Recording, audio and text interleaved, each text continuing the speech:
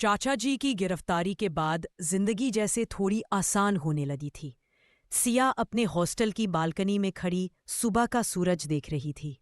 हवा हल्की सी ठंडी थी और मन लंबे समय बाद शांत। तभी पीछे से एक आवाज आई, अगर ऐसे ही खड़ी रही ना तो मुझे लगेगा तुम मुझसे छुप रही हो। सिया मुस्कुराकर मुड़ी। आरव दरवाजे पर खड़ा था, शर्ट की आस्तीन चढ़ाए, जैसे हमेशा की तरह सिया का ध्यान रखता हुआ। मैं छुप क्यों हूंगी? सिया ने चिढ़ाते हुए कहा। पता नहीं, आरव मुस्कुराया। कभी कभी लगता है तुम अब मुझ पर भरोसा नहीं करती। सिया पास आई और बोली, जिसने मेरी जान बचाई उस पर भरोसा नहीं करूंगी तो किस पर करूंगी? आरव ने उसकी उंगलियों को हल्के से थामा। तो फिर एक बात और मान लो। क्या अब मुझे तुम्हारे पास ही रहने दोगी हमेशा? सिया लाल हो गई, दिल तेज धड़कने लगा। हमेशा? ये थोड़ा जल्दी नहीं? आरव ने कहा। पहली बार किसी चीज के लिए जल्दी करना चाहता हूं, क्योंकि मुझे पता है पहली बार किसी को खोने से इतना डर लग रहा है। सिया की आंखें पिघल गईं। उसने धीरे से आरव का हाथ पकड़ लिया, लेकिन तभी नीचे पार्किंग में खड़ी किसी गाड़ी का अलार्म एकदम तेज बज उठा। Peeing peeing peeing. आरव ने भौं से गोड़ ली। ये अलार्म जानबूझकर बजाया गया है। मतलब? सिया ने पूछा। आरव तुरंत नीचे भागा, सिया भी पीछे पीछे। गाड़ी के पास जाकर देखा, अलार्म बंद हो चुका था, लेकिन शीशे पर एक लाल रंग का कागज चिपका हुआ था। आरव ने उसे निकाला। उस पर सिर्फ एक लाइन लिखी थी, एक गया दूसरा अभी बाकी है। सिया का खून जम गया। ये किसने? आरव ने धीमी गुस्से भरी आवाज में कहा। ये चाचा जी का काम नहीं है, ये कोई और है, कोई जो हमारे बारे में जानता है। सिया की सांस अटक गई। मतलब नया दुश्मन? आरव उसकी तरफ देखता है, आंखों में डर नहीं, बस एक गहरा तनाव। हाँ सिया, और ये दुश्मन चाचा जी से भी खतरनाक है। ये खेल अभी खत्म नहीं हुआ है। सिया का हाथ अपने आप आरव के हाथ में चला गया। गाड़ी पर चिपकी वे लाल पर्ची अभी भी सिया के हाथ में थी। उस एक लाइन ने उसकी रूह तक ठंडा कर दिया था। एक गया दूसरा अभी बाकी है। आरव ने पर्ची लेकर गौर से देखा। ये किसी ऐसा इंसान का काम लगता है जो हमें बहुत करीब से देख रहा है। सिया घबराकर बोली, लेकिन कौन? चाचा जी तो जेल में हैं। आरव ने धीमे से कहा। अकेले नहीं थे सिया, उन्होंने जिंदगी में बहुत लोगों को अपने कामों में शामिल किया था, और शायद उनमें से किसी को लगता है कि तुम अभी भी खतरा हो। सिया ने कदम पीछे खींचे। मतलब कोई और भी था जो मुझे नुकसान पहुंचाना चाहता है। आरव ने उसका हाथ पकड़ा। और मैं तब तक कुछ नहीं होने दूंगा जब तक मैं जिंदा हूं। दोनों हॉस्टल की तरफ लौट रहे थे कि तभी किसी ने उन्हें आवाज दी, एक्सक्यूज मी। दोनों ने मुड़कर देखा। गेट के पास एक लड़का खड़ा था, काले सूट में, साफ सुथरी दाढ़ी, गहरी आंखें और चेहरे पर अजीब सी पहचान वाली मुस्कान। मैं नेविल शर्मा, क्राइम डिपार्टमेंट से, उसने कहा। सिया और आरव दोनों चौकन्ने हुए। नेविल ने आगे कहा, मुझे चाचा जी के केस में नई जानकारी मिली है, इसलिए मुझे सिया से कुछ सवाल पूछने हैं। आरव सख्त आवाज में बोला, आप पहले आईडी दिखाएं। नेविल ने फाइल खोलकर अपना पहचान पत्र दिखाया। सब बिल्कुल असली। सिया ने धड़कते दिल से पूछा, किस बारे में सवाल? नेविल ने उसे ध्यान से देखा, जैसे बहुत साल बाद कोई पुरानी चीज पहचान रहा हो। आपके बचपन वाली घटना के बारे में, उसने कहा। वो हमला सिर्फ आपकी फैमिली पर नहीं हुआ था, बल्कि किसी और को भी निशाना बनाया गया था। सिया चौंक गई। और कोई? कौन? नेविल की आंखों में एक गहरा राज चमका। वो मैं बाद में बताऊंगा, पहले आपको एक बात समझनी होगी। चाचा जी इस खेल में अकेले नहीं थे। उनके पीछे एक ऐसी शख्सियत थी जो असली दिमाग माना जाता है। सिया और आरव दोनों की सांसें अटक गई। आरव ने जल्दी से पूछा, कौन है वो? नेविल ने धीमी और ठंडी आवाज में कहा, जिसे तुम दोनों सबसे सुरक्षित मानते हो, वही सबसे बड़ा शक है। सिया के पैरों तले जमीन खिसक गई। सुरक्षित मतलब कौन? नेविल ने बिना आंखें झपकाए कहा, दुष्यंत विजय, तुम्हारे पिता का बिजनेस पार्टनर और तुम्हारे परिवार का सबसे भरोसेमंद व्यक्ति। सिया सदमे में, पर वो तो हमेशा मेरे पापा के साथ थे। उन्होंने हमें बचाने में मदद की थी। नेविल ने सिर हिलाया। हाँ, मदद की थी या नकली मदद की थी, ये अब शक के घेरे में है। सिया की आंखें भर आई।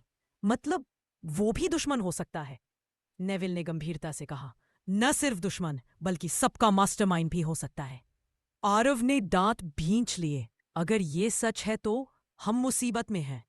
नेविल ने कहा, आज की पर्ची उसी मास्टरमाइंड का संकेत लगती है। सिया का दिल जोर से धड़का।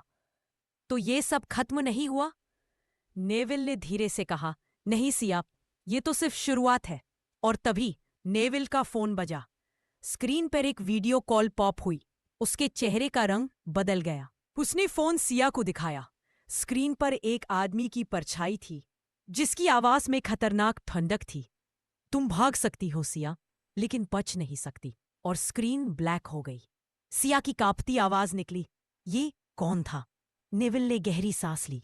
वही जिसने पर्ची भेजी, वही जिसे तुम अपने घर का अपना समझती थी। सिया की आंखें चौड़ी हो गईं। दुष्यंत? आरव ने उसका हाथ कसकर पकड़ा। डरो मत, अब चाहे कितना भी बड़ा तूफान आए, मैं तुम्हारे साथ हूं। सिया उसके सीने पर सिर रखकर फुसफुसाई, मुझे तुम पर भरोसा है आरव, लेकिन यह खेल अब डराने लगा है। आरव ने उसकी पीठ पर हाथ रखा। और प्यार हमेशा डर को हरा देता रहे। नेविल उन्हें देखकर बोला, तैयार हो जाइए, अगले 24 घंटे बहुत भारी होने वाले हैं। नेविल की बातों से माहौल भारी हो गया था। अगले 24 घंटे बहुत भारी होंगे। ये लाइन सिया के दिमाग में बार बार गूंज रही थी। आरव ने सिया के पास झुककर धीमे स्वर में कहा, जो भी होगा मैं हूं ना, तुम बस मजबूत रहो। सिया ने हल्का सा सिर हिलाया, पर उसकी आंखें चिंता से भर चुकी थीं। कुछ देर बाद तीनों हॉस्टल की स्टडी रूम में बैठे थे। नेविल अपनी फाइलें खोलकर केस की लाइनें जोड़ रहा था। सिया उसके सामने बैठी थी, लगातार सवालों में घिरी हुई। आरव दरवाजे के पास सतर्क खड़ा था, जैसे किसी भी खतरे के लिए तैयार। नेविल ने ग्राफ केस का एक पेज सिया के सामने रखा। ये दुष्यंत विजय के फोन लोकेशन की रिपोर्ट है। वह पिछले 3 दिनों से कैंपस के करीब घूम रहा है। सिया हिल गई। मतलब वो मुझे फॉलो कर रहा था? हाँ, नेविल बोला। और आज गाड़ी पर लगी पर्ची भी उसी ने छोड़ी है। आरव गुस्से से बोला, ये आदमी क्या चाहता है आखिर? नेविल ने गहरी सांस लेके कहा, वो जो भी कर रहा है बहुत प्लानिंग के साथ कर रहा है। और उसका टारगेट सिर्फ सिया नहीं, तुम दोनों हो। सिया ने डरकर पूछा, क्यों हमें? नेविल ने सिया की आंखों में देखते हुए कहा, सिया, तुम्हारे पापा की मौत नेचुरल नहीं थी। ये हम अब लगभग कंफर्म कर चुके हैं। सिया के मुंह से आवाज ही नहीं निकली। उसका दिल जैसे बैठ गया। मतलब? उसने किसी तरह पूछा। नेविल ने उसकी तरफ झुककर कहा, तुम्हारे पापा दुष्यंत के सबसे बड़े रास्ते में खड़े थे। जायदाद, बिजनेस और तुम। दुष्यंत चाहता था कि सब कुछ उसी के हाथ में आए। सिया की आंखें भर आईं। तो उन्होंने पापा को मार दिया? नेविल ने चुपचाप सिर झुका लिया। चुप्पी ने ही जवाब दे दिया। आरव ने तुरंत सिया के कंधे पर हाथ रखा। सिया, ब्रीथ, मैं हूं तुम्हारे साथ। सिया का गला रुंध गया। आरव, अगर दुष्यंत ने पापा को मारा तो वो अब मेरे पीछे क्यों है? नेविल ने कहा, क्योंकि अब तुम अकेली वारिस हो और उसे डर है कि तुम सच जान गई तो उसका खेल खत्म हो जाएगा। सिया का हाथ कांपने लगा। आरव ने उसका हाथ पकड़ लिया, उसे स्थिर करने के लिए। तभी अचानक स्टडी रूम की लाइट्स एकदम फ्लिकर होने लगी। तीनों ने ऊपर देखा।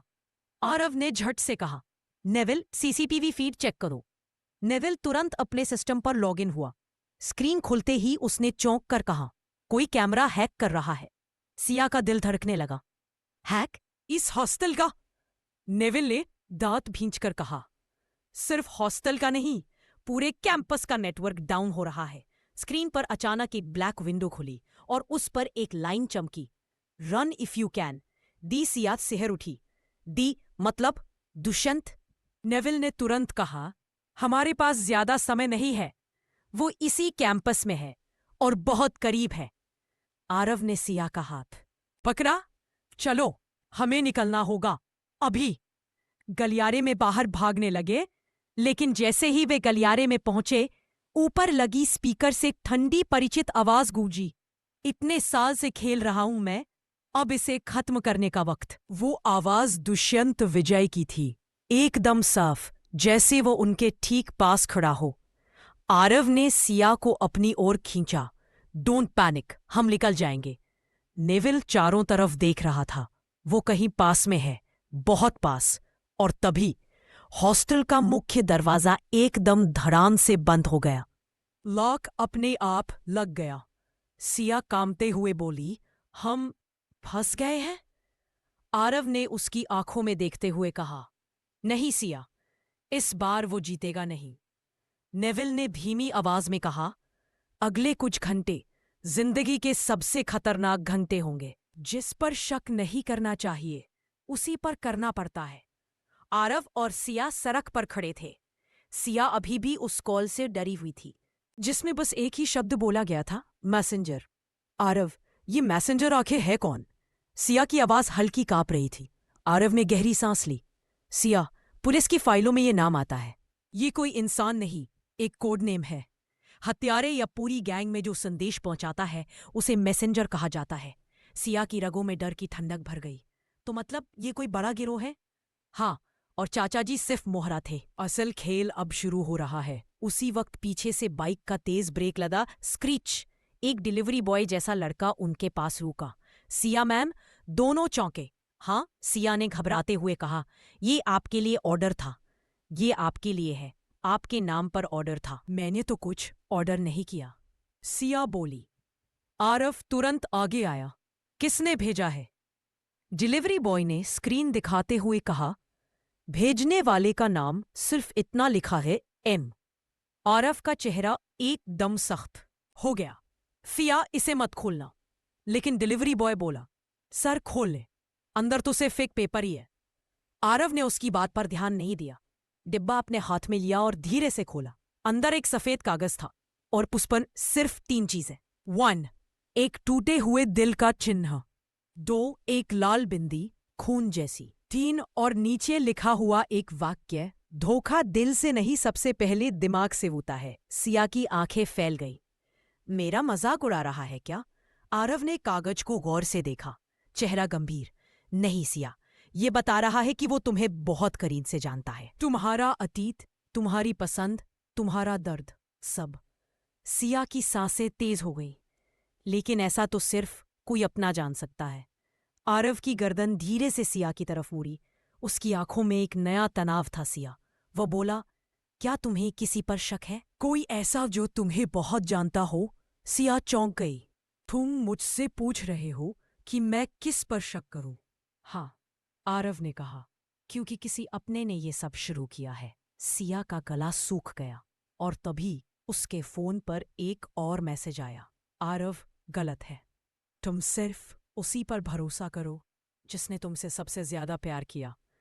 सिया की पलकों ने कंपी ली। मैसेज के नीचे एक नाम लिखा था, कोई बहुत पुराना परिचित। आरव ने पूछा, क्या लिखा है? सिया हिचकिचाई, कुछ पल सोचा और फिर झूठ बोल दिया, कुछ नहीं, ओटीपी मैसेज है। आरव ने संदेह से उसे देखा, लेकिन चुप रहा। सिया ने स्क्रीन फिर खोली। मैसेज फिर आया, अगर उसे सच बताओगी तो सबसे पहले वही मरेगा। सिया का दिल जोर से धड़क उठा। अब खेल बदल चुका था। अब सिया भी बात छुपा रही थी आरव से। सिया कमरे में अकेली बैठी थी। फोन उसके हाथ में था और स्क्रीन पर वही मैसेज चमक रहा था, अगर उसे सच बताओगी तो सबसे पहले वही मरेगा। उसके हाथ ठंडे पड़ गए। आरव का चेहरा बार बार उसकी आंखों में घूम रहा था। अगर ये सच में कुछ कर बैठा तो? ये सोचकर ही सिया डर से कांप गई। तभी दरवाजे पर हल्की सी दस्तक हुई। टुक टुक। सिया, दरवाजा खोलोगी? ये आरव की आवाज थी। सिया ने जल्दी से फोन छुपाया और दरवाजा खोला। आरव ने उसे ध्यान से देखा। तुम ठीक नहीं लग रही। क्या हुआ? कि कुछ नहीं। सिया ने नजरें चुराई। आरव ने माथे पर हाथ रखा। ताप भी है, बैठो।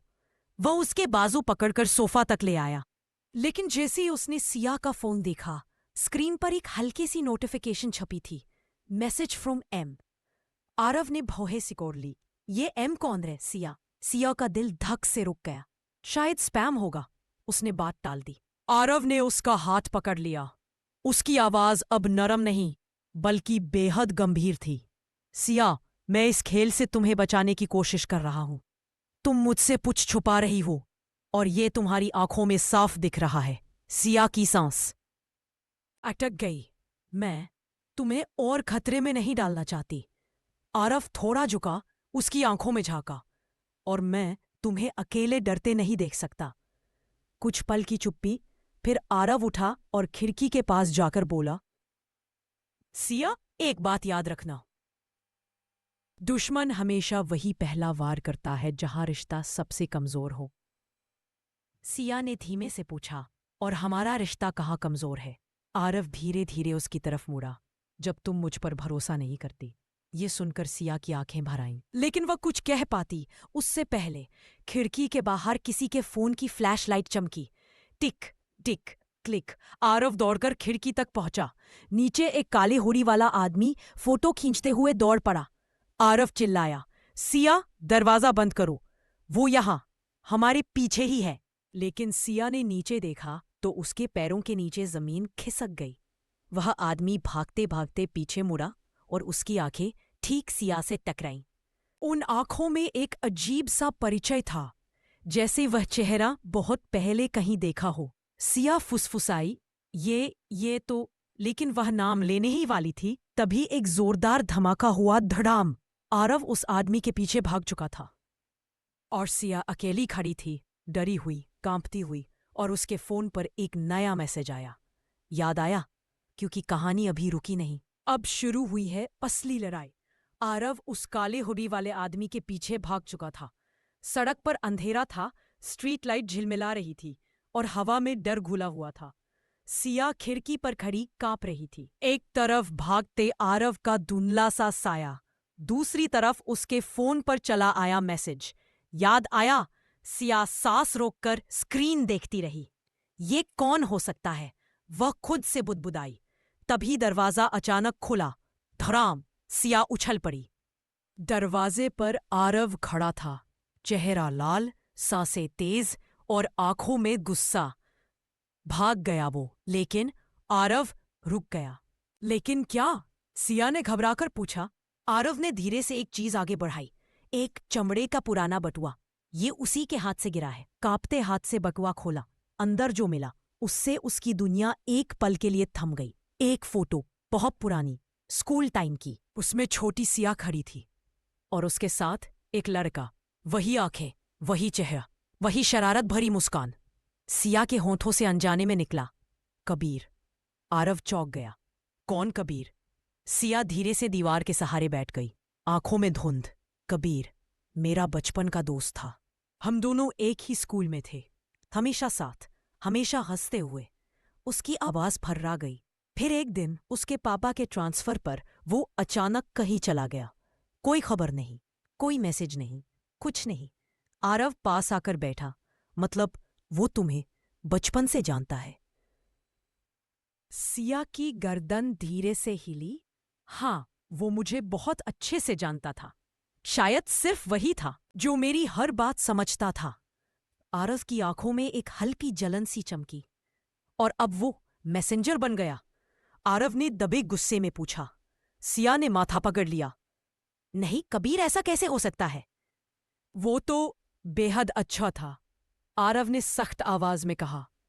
सिया, लोग बदल जाते हैं और कभी कभी सबसे ज्यादा खतरनाक वही होता है जो हमें सबसे ज्यादा जानता है।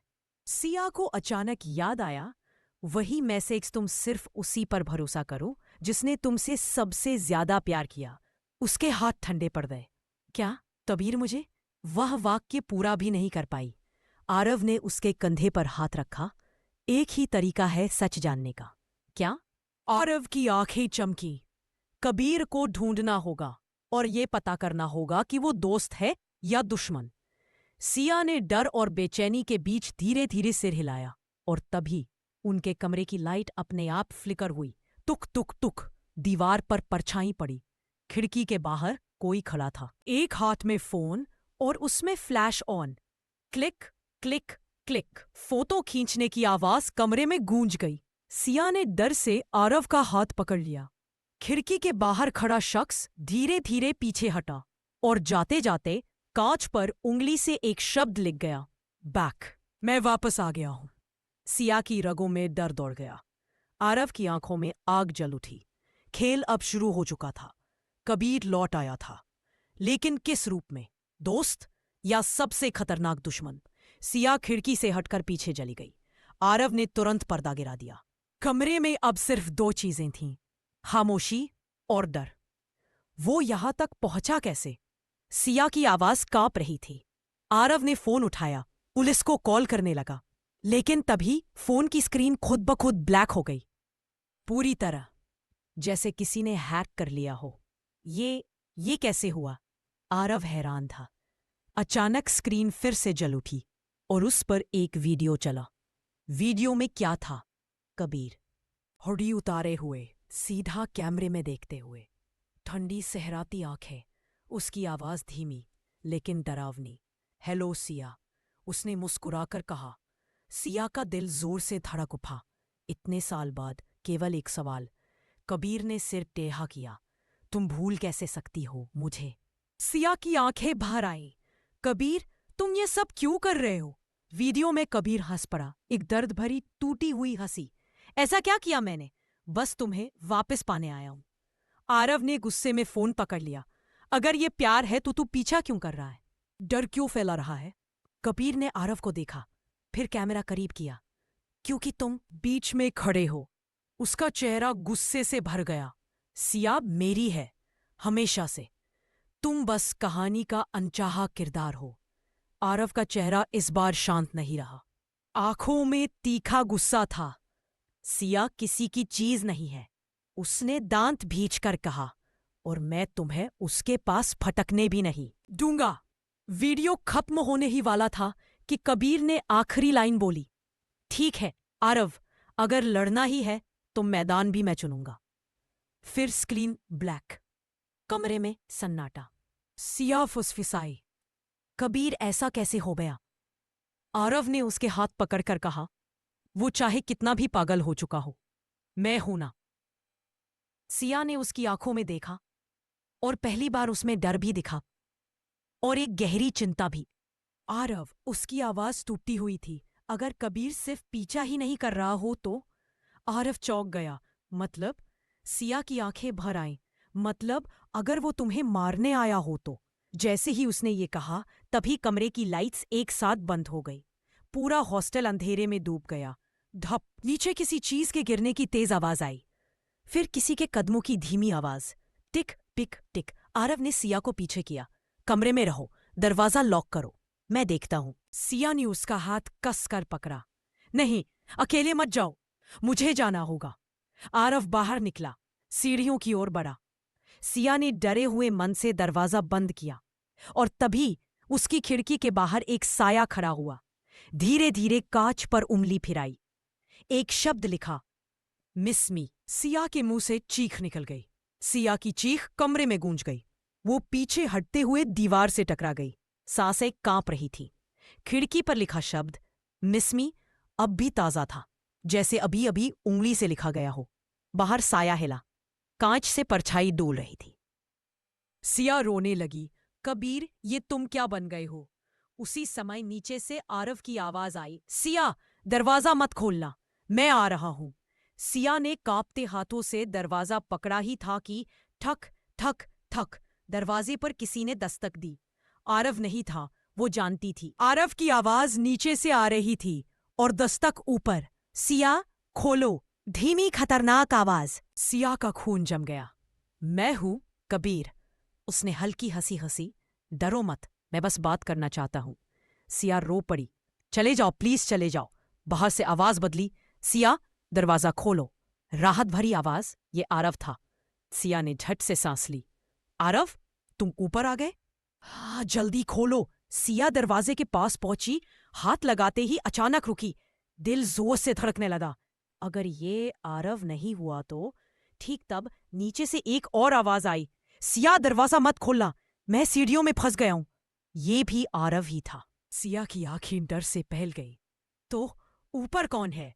ऊपर वाले दरवाजे के पीछे खड़ा आदमी धीरे से बोला, नीचे वाला असली नहीं है सिया, वो तुम्हें मुझसे दूर करना चाहता है। दरवाजा खोलो, मुझे पता है तुम पहचानती हो मेरी आवाज। सिया कांपते हुए पीछे हट गई। दो अलग अलग आरव की आवाजें, एक ऊपर एक नीचे। दिमाग सुन्न पड़ गया। अचानक नीचे से असली आरव चिल्लाया, सिया, गोली है उसके पास, मत खोलना। ऊपर वाले दरवाजे पर सन्नाटा छा गया। फिर धड़ाम, दरवाजे पर जोरदार लात पड़ी। कमरा हिल गया। सिया डर से चीख पड़ी। सिया, ऊपर से कबीर की ठंडी आवाज आई, अगर तुमने मुझे अंदर नहीं आने दिया तो मैं उसे मार दूंगा। तुम जानती हो मैं कर सकता हूं। सिया ने खुद को दीवार से चिपका लिया। आंसू लगातार बह रहे थे। कबीर, प्लीज ऐसा मत करो। कबीर की आवाज नरम हुई। तू दरवाजा खोल दो, मैं बस तुम्हें अपने साथ ले जाना चाहता हूं। हम दोनों वैसे ही रहेंगे जैसे बचपन में, तुम और मैं। तभी नीचे से असली आरव ने चिल्लाया, सिया, अगर तुमने आज दरवाजा खोला तो वो तुम्हें कभी वापस नहीं आने देगा। ऊपर से, अगर तुमने नहीं खोला तो मैं आरव को यही मार दूंगा। कमरा शांत, सिया के हाथ कांप रहे थे। दो आवाजें, दो खतरे, दो चुनाव। अचानक एक गोली चलने की आवाज, धड़ाम, नीचे कहीं से। सिया चीख उठी। आरव। गोली की आवाज गूंजी। धड़ाम। सिया चीखती हुई दरवाजे से हट गई। आरव, आरव। ऊपर वाले दरवाजे पर दस्तक बंद हो गई। कुछ सेकंड की मौत जैसी खामोशी। फिर अचानक, सिया, दरवाजा खोलो, मैं हूं आरव। वही मीठी नरम आवाज। पर सिया उस पर भरोसा नहीं कर सकती थी। उसने डरी हुई आवाज में कहा, पहले बताओ, नीचे गोली किस पर चली? कुछ पल चुप्पी, फिर ऊपर से हंसी सुनाई दी, धीमी, टूट चुकी, पर पागलपन से भरी। कबीर, चली तो है, वह बोला, लेकिन तुम्हारे आरव पर नहीं, डराने के लिए चलाया था। सिया की रगों में खून जम गया। कबीर ने फिर कहा, अब बस, खेल खत्म, दरवाजा खोलो, मैं तुम्हें घर ले जाने आया हूं। सिया रोते हुए पीछे हट गई। तुम मुझे घर नहीं, मौत की तरफ ले जाओगे। उसकी आवाज टूट चुकी थी। कबीर ने दरवाजे पर हाथ मारा। ठक ठक ठक। सिया, मैं तुम्हें हर्ट कभी नहीं करूंगा, लेकिन अगर तुमने मुझे छोड़ा तो मैं सबको हर्ट कर दूंगा। तभी नीचे से किसी के गिरने की आवाज, ठप, और फिर एक कमजोर सी आवाज, सिया मैं ठीक हूं, दरवाजा मत खोलना। ये असली आरव था। अब सिया को यकीन हो गया, ऊपर वाला कबीर, नीचे वाला आरव। सिया ने कांपते हाथों से फोन उठाया और 100 डायल करने लगी। पर तभी दरवाजा जोरदार धमाके के साथ खुल गया। धड़ाम। कबीर अंदर आ चुका था। काले कपड़ों में, आंखों में खतरनाक चमक, हाथ में पिस्टल। तुम मेरे साथ क्यों नहीं चल रही? वह पागलों की तरह चिल्लाया। मैंने तुम्हें चुना, तुमने मुझे क्यों नहीं चुना? सिया रोते हुए बोली, क्योंकि तुम पहले जैसे नहीं रहे। तुम अब प्यार नहीं, जुनून हो। कबीर की आंखें लाल हो गई। उसने पिस्टल उठाई। अगर मुझे नहीं मिल सकती तो किसी को भी नहीं, आरव को तो बिल्कुल नहीं। और जैसे ही वह ट्रिगर दबाने वाला था, धड़ाम, आरव पीछे से पूरी ताकत से इस पर कूद पड़ा। गिरने की आवाज, संघर्ष, चीखे, कमरा अराजकता में बदल गया। पिस्तल फर्श पर गिरी। कबीर ने आरव का गला कस दिया। तू क्यों बीच में आया? सिया मेरी थी, मेरी है, मेरी रहेगी। आरव गला छुड़ाने की कोशिश कर रहा था। सिया, भागो। सिया ने पिस्तल देखी। उसकी सांसें रुक गई। धीरे धीरे वह पिस्तल उठाने लगी। कबीर चिल्लाया, सिया, तुम वो गोली मुझ पर नहीं चला पाओगी। तुम मुझसे प्यार करती थी कभी। सिया की आंखों में आंसू थे, पर हाथों में डर नहीं, हिम्मत थी, प्यार था, लेकिन अब तुम वही नहीं रहे। धड़ाम, गोली चली। कबीर के कंधे में लगी। वह दर्द से चिल्लाकर गिर पड़ा। आरव हाफता हुआ उठा और उसे दूर खींच ले गया। कबीर जमीन पर पड़ा, हंस रहा था, टूटा हुआ पर स्माइल देता हुआ। ठीक है, अगर मैं तुम्हें नहीं पा सका तो कोई भी नहीं पाएगा। फिर उसकी आंखें धीरे धीरे बंद हो गईं। पुलिस पहुंच गई। सिया थर थर कांप रही थी। आरव ने उसे कसकर पकड़ा। अब सब खत्म हो गया, उसने फुसफुसाया। सिया ने उसका सीना पकड़ लिया। वादा करो, अब कभी मुझे अकेला नहीं छोड़ोगे। आरव ने उसकी आंखों में देखा। कभी नहीं, क्योंकि तुम्हारे बिना मेरी कहानी अधूरी है। दोनों एक दूसरे से लिपट गए। आंसू, डर, राहत सब बह गया और सिया ने धीरे से कहा, ये कहानी यहाँ खत्म हुई, लेकिन हमारा सफर अभी शुरू हुआ है। कहानी खत्म, लेकिन प्यार नहीं। P and.